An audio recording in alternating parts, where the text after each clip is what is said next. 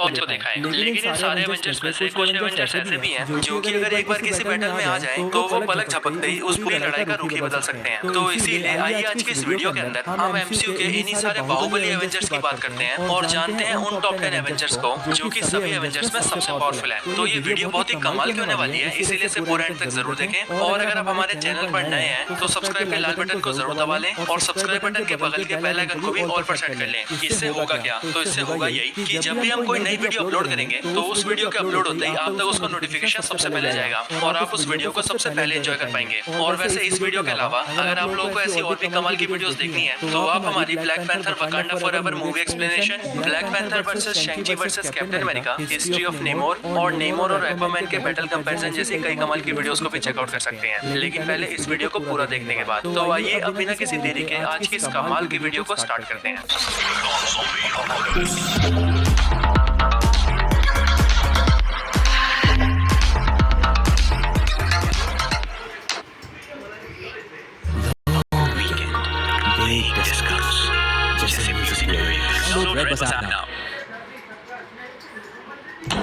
Number 10 Ant Man. तो Ant Man पूरे Marvel Cinematic Universe का one of the most powerful Avenger है। एंटमैन यानी कि स्कॉट लैंग एक MIT ग्रेजुएट इलेक्ट्रिक इंजीनियर है, इसीलिए IQ लेवल के हिसाब से भी एंटमैन बहुत स्मार्ट है, बस हमें ऐसा लगता नहीं है। इसके अलावा एंटमैन के पास एक एडवांस टेक्नोलॉजी का सूट है जिसके जरिए वो बिम पार्टिकल्स को अपनी पूरी बॉडी पर यूज कर सकता है और उससे अपने साइज को बहुत ज्यादा छोटा या बहुत ज्यादा बड़ा कर सकता है। इसके अलावा ये सूट एंटमैन को सुपर ह्यूमन पावर्स भी प्रोवाइड करता है, जैसे कि सुपर ह्यूमन स्ट्रेंथ और super human durability.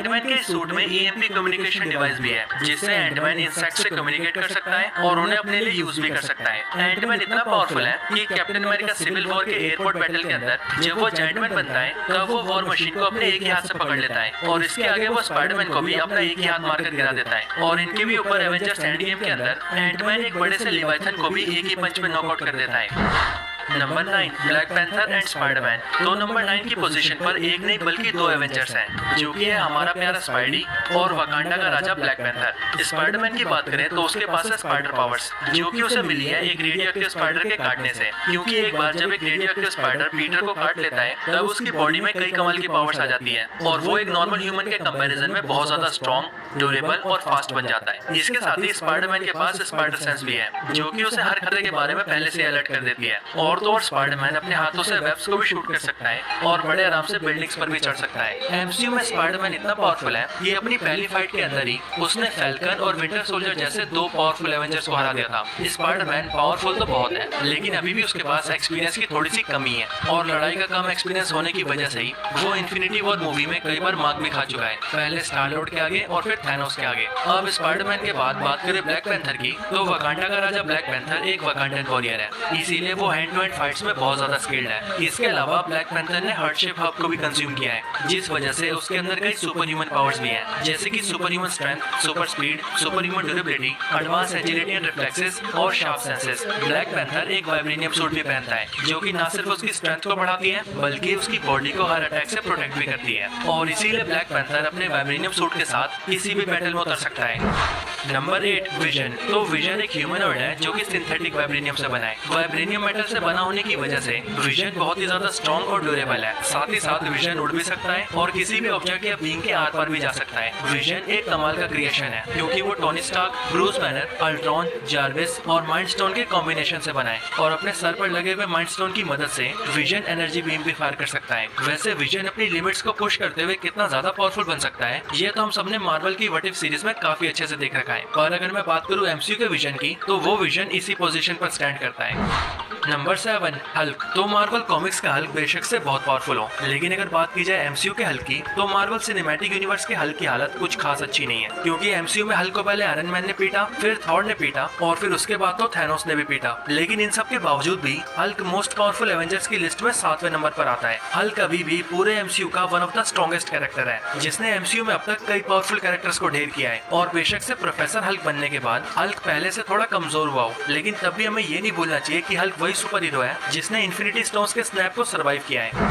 Number 6 iron man. तो वैसे तो आयरन मैन के पास कोई भी सुपर पावर्स नहीं है, लेकिन उसके पास इतना हाई लेवल का इंटेलिजेंस है कि अपने इंटेलिजेंस के दम पर वो किसी भी कैरेक्टर को टक्कर देने की काबिलियत रखता है। आयरन मैन इतना जीनियस है कि उसने अपना पहला आर्मर एक गुफा के अंदर ही बना लिया था और उसके बाद से वो अपने आर्मर्स को कंटिन्यूसली अपग्रेड करता है। और आयरन मैन का मार्क 85 आर्मर एमसीयू के अंदर उसका सबसे एडवांस आर्मर है। पूरी इन्फिनिटी वॉर मूवी के अंदर आयरन मैन इकलौता ऐसा कैरेक्टर था जो कि थैनोस से बराबरी की टक्कर लेकर उसका खून निकाल पाया था, और ऐसा उसने तब किया था जब थैनोस के पास 4 इन्फिनिटी स्टोन्स थे। और फिर इसके आगे एवेंजर्स एंड गेम के अंदर आयरन मैन ने सारे इन्फिनिटी स्टोन्स को विल्ड करके स्नैप भी किया था, जो कि एक नॉर्मल ह्यूमन के लिए कर पाना इम्पॉसिबल काम था, और इसलिए आयरन मैन एमसीयू का one of the most powerful Avenger है। Number 5 Captain America. तो कैप्टन स्टीव रॉजर्स यानी कि कैप्टन अमेरिका एक पावरफुल सुपर सोल्जर है, जिन्हें उनकी पावर्स एक सुपर सोल्जर सीरम से मिली है। सुपर सोल्जर सीरम को लेते ही कैप्टन अमेरिका एक नॉर्मल इंसान के कंपैरिजन में बहुत ज्यादा स्ट्रॉन्ग और ड्यूरेबल बन गए थे, और इसके साथ ही कैप्टन के पास एनहेंस सेंसेस भी है, और कैप्टन की बॉडी खुद को बेहद ही जल्दी हील भी कर सकती है। कैप्टन अमेरिका के पास एक वाइब्रेनियम शील्ड भी है, जिससे वो हर खतरे से खुद को प्रोटेक्ट करते हैं और जरूरत पड़ने पर उसे यूज करके अटैक भी करते हैं। Captain hand to hand combats के मास्टर है, इसीलिए पूरे मार्वल सिनेमैटिक यूनिवर्स में ऐसा कोई भी नहीं है जो कि कैप्टन को हैंड टू हैंड फाइट्स में हरा सके। लेकिन इन सबके भी ऊपर कैप्टन अमेरिका म्योनिर के लिए भी वर्दी है, और इसीलिए वो गॉड ऑफ थंडर की पावर्स को भी समन कर सकते हैं। और कैप्टन का ये फॉर्म कितना पावरफुल है ये तो हम सबने एवेंजर्स एंड गेम के अंदर अच्छे से देख रखा है।